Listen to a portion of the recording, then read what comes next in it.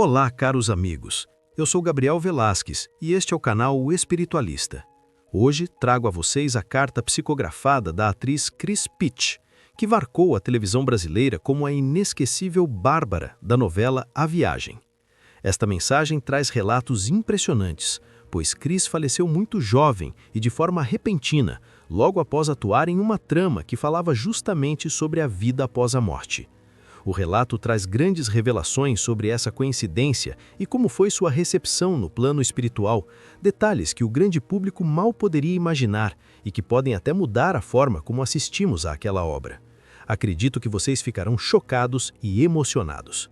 Esta carta foi psicografada pela médium Francisca da Silva Rocha, no Centro Espírita Santa Rita de Cássia, na cidade de Sorocaba, São Paulo. Antes de seguirmos para a psicografia, quero fazer um pedido especial a você que enfrenta dificuldades na saúde, na vida financeira ou tem um ente querido necessitando de orações. Deixe seu nome completo nos comentários. Nesta sexta-feira, estaremos reunidos em nosso centro espírita em um momento de fé, pedindo pela sua cura, proteção e libertação. Agora, vamos à psicografia. Amados irmãos, boa noite. A sessão de hoje se reveste de uma luz especial, aquela que nasce da saudade transformada em esperança, e é com o coração vibrando em gratidão que peço permissão para guiar vossos pensamentos por uma história que não terminou, mas que apenas mudou de cenário, pois a vida, meus queridos, é um livro de infinitos capítulos, onde a morte é apenas a virada de uma página. Peço que fechem os olhos do corpo e abram os da alma, imaginando um cenário comum, uma sala de estar onde o conforto do lar parecia nos proteger de tudo, onde eu, ainda menina em meus sonhos e aspirações, me sentia segura ao lado de quem eu amava. Era uma noite de outubro, o ano de 1995 ainda corria com suas promessas e eu, Cris, estava ali, sentada no sofá, com um coração cheio de planos, assistindo à televisão ao lado do meu companheiro, Beto, dividindo aquela tranquilidade doméstica que a gente julga ser eterna. O corpo jovem, de apenas 24 primaveras, parecia uma fortaleza inabalável, e eu trazia na mente as cenas que havíamos gravado pouco tempo antes na novela A Viagem, onde brinquei de entender o mundo espiritual, sem saber que a espiritualidade, em sua sabedoria infinita, estava me preparando, me dando um roteiro prévio do que viria a ser a minha própria realidade. De repente, meus irmãos, não houve aviso sonoro, nem trovões, nem trombetas, houve apenas um silêncio abrupto dentro do peito, como se a música da vida tivesse sido pausada por uma mão invisível, e uma dor aguda, não apenas física, mas uma sensação de que algo essencial estava se rompendo, tomou conta do meu ser. Um clique surdo, um curto-circuito na máquina biológica que eu chamava de meu corpo. O ar me faltou, não porque não houvesse oxigênio na sala, mas porque meus pulmões já não obedeciam ao comando da vida material, e eu olhei para o lado, tentando balbuciar um pedido de ajuda, um "eu te amo", qualquer coisa que me prendesse àquele chão, mas a voz não saiu, travada pela urgência daquela transformação. Vi o desespero nos olhos do meu amado, vi a confusão se instalar, o corre-corre, o telefone sendo discado com dedos trêmulos, e, no entanto, uma estranha calma começou a me envolver. Uma névoa que não era fria, mas densa, que foi aos poucos desligando os meus sentidos físicos, como quem apaga as luzes de um teatro após o fim do espetáculo. Eu queria gritar que ainda estava ali, que não queria ir embora, que havia canções para cantar e papéis para interpretar, mas o laço de prata, aquele fio energético que nos prende à matéria, estava se desfazendo com a rapidez de um sopro, e a gravidade da Terra já não exercia poder sobre mim. Foi doloroso, não vou mentir a vocês, meus irmãos. O desprendimento brusco, quando somos colhidos na flor da juventude e de surpresa, traz um choque vibratório imenso, uma sensação de vertigem, onde o espírito, desacostumado à liberdade súbita, tateia no escuro buscando as referências de parede, teto e chão que já não existem mais. E então o cenário mudou. Não havia mais a sala, nem o televisor, nem o rosto aflito do Beto.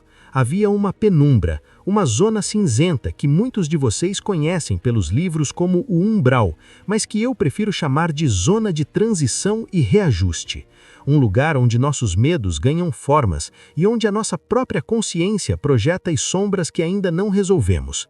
Eu me vi sozinha, caminhando por uma paisagem árida, sentindo um frio que vinha de dentro, uma angústia de não saber onde estava, perguntando a Deus por que o roteiro havia mudado tão drasticamente, por que a cortina havia se fechado antes do último ato. Eu chorava, meus amados, chorava a lágrima seca do espírito, chamando por minha mãe, chamando pela vida que achava que tinha perdido, e ao meu redor via vultos, irmãos sofredores que, assim como eu, não compreendiam a nova realidade, presos em seus próprios dramas, repetindo falas de uma peça que já havia terminado.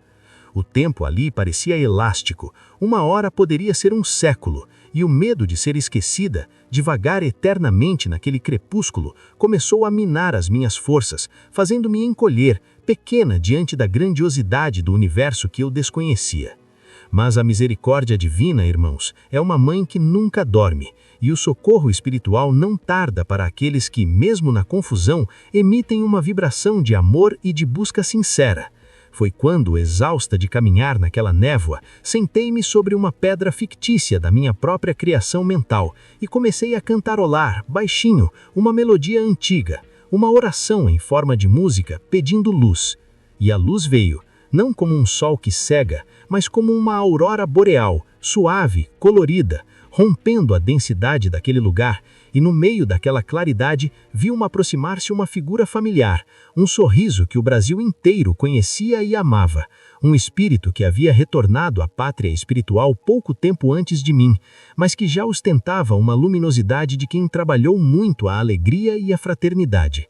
Era o nosso querido Mussum, aquele que tantas vezes nos fez rir com sua simplicidade e seu coração gigante, e ele não estava sozinho, vinha acompanhado de enfermeiros espirituais vestidos de um branco que parecia feito de linho e luz.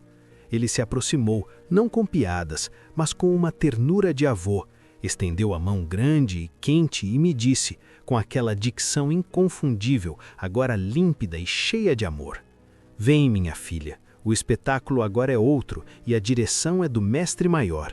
Não tenha medo que o Mé aqui é de mérito e misericórdia." Aquele encontro, meus irmãos, foi o bálsamo que minha alma precisava. Senti-me acolhida, senti que não era um fim, mas um recomeço guiado por amigos, e fui levada, quase que levitando, amparada por aquelas mãos bondosas, saindo da penumbra em direção a uma região de clareza indescritível. Atravessamos o que pareciam ser portais de energia até avistarmos, ao longe, as torres cristalinas de uma cidade espiritual, uma colônia de refazimento que muito se assemelhava àquela Nosso Lar que André Luiz descreveu, mas com toques de arte e beleza que só a visão espiritual pode captar. Jardins de flores que emitiam música ao serem tocadas pelo vento, águas que brilhavam como diamantes líquidos e, acima de tudo, uma atmosfera de paz, de trabalho e de estudo. Fui levada imediatamente para o Hospital da Esperança, uma ala dedicada aos jovens que desencarnam subitamente, onde fiquei em sono reparador por um tempo que não sei precisar, sendo tratada com passes magnéticos, águas fluidificadas e principalmente com o carinho de espíritos que se dedicam a curar as sequelas do susto da morte repentina. Quando despertei, já refeita, a primeira coisa que percebi foi a leveza. Meu coração, aquele que havia falhado na terra, agora pulsava uma energia pura, rítmica, conectado ao todo universal. Aos poucos fui compreendendo que minha passagem pela novela A Viagem não tinha sido acaso, tinha sido um estágio, um preparatório para que eu não chegasse aqui totalmente crua, para que as palavras Vale dos Suicidas, Umbral e Nosso Lar não fossem apenas textos decorados, mas conceitos que agora faziam sentido na minha jornada evolutiva. Meus amados, a adaptação não é fácil. A saudade da família, da mãe, do namorado, dói como uma ferida aberta, mas aqui aprendemos que a saudade não é a ausência, é a presença constante de quem amamos dentro de nós. Fui encaminhada para os estudos porque no mundo espiritual não existe ociosidade, o trabalho é a lei que rege a felicidade. E adivinhem onde fui trabalhar? Na arte, naquilo que sempre foi a minha essência.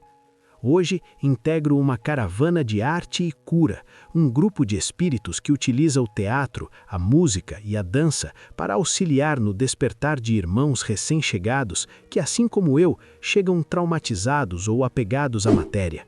Nós encenamos peças que explicam a vida após a morte, utilizamos a psicodrama celeste para ajudar espíritos a reviverem seus traumas e se libertarem deles, transformando a dor em lição. É um trabalho lindo, onde o palco é a própria alma e o aplauso é o sorriso de alívio de um irmão que compreende que continua vivo. Encontrei aqui muitos companheiros de jornada, artistas que vocês admiram e que continuam produzindo, criando, agora com a responsabilidade de elevar as vibrações do planeta. Não pensem que a arte morre com o corpo. Ela se sublima, ela se torna instrumento de Deus para tocar os corações endurecidos. Eu que fui a Bárbara na ficção, hoje sou apenas Cris, uma servidora humilde, que aprende dia após dia que a vaidade terrena é poeira, e que o único tesouro que trazemos para cá é o bem que fizemos e o amor que cultivamos. E é sobre esse amor que quero falar a vocês que me ouvem ou leem agora nesta noite abençoada. Olhem para o lado, para quem está com vocês nesta sessão. Olhem para seus lares, para seus conflitos e para suas alegrias. Não esperem o fim para valorizar o agora. A morte, meus irmãos, foi a minha maior professora, pois ela me ensinou que não devemos deixar para dizer "eu te amo" amanhã, porque o amanhã do calendário humano não pode chegar da forma que esperamos. Vivam com intensidade, mas com responsabilidade afetiva. Perdoem mais rápido, porque carregar mágoa é carregar um peso que nos puxa para baixo quando precisamos voar. Se eu pudesse voltar apenas por um minuto, não seria para buscar a fama ou o sucesso que ficaram interrompidos, mas para abraçar mais, para rir mais, para dizer a todos que a vida é um sopro divino e que cada segundo é uma oportunidade sagrada de evolução. Não chorem por mim com tristeza, pois estou viva, estou ativa, estou feliz e trabalhando na seara do Cristo, aprendendo a ser de fato uma atriz no palco da caridade. Aos meus familiares, saibam que estou sempre por perto, nas brisas suaves e nos momentos de inspiração. O laço do amor é indestrutível e a morte não tem tesoura capaz de cortá-lo. Aos jovens, cuidem de seus corpos e de suas mentes. Evitem os excessos que entorpecem a alma, busquem a alegria natural, a conexão com a natureza e com o alto. A todos vocês, meus irmãos de jornada terrena, deixo aqui meu abraço fraterno, pedindo que levem desta mensagem não a curiosidade sobre o além, mas a certeza de que a vida continua, vibrante e justa, e que todos nós, mais cedo ou tarde, nos reencontraremos na grande festa da imortalidade, onde não haverá mais adeus, apenas o eterno até logo, sob as bênçãos de Deus. Muita paz, muita luz e que o amor do Mestre Jesus envolva a cada um de vocês hoje e sempre. Cris.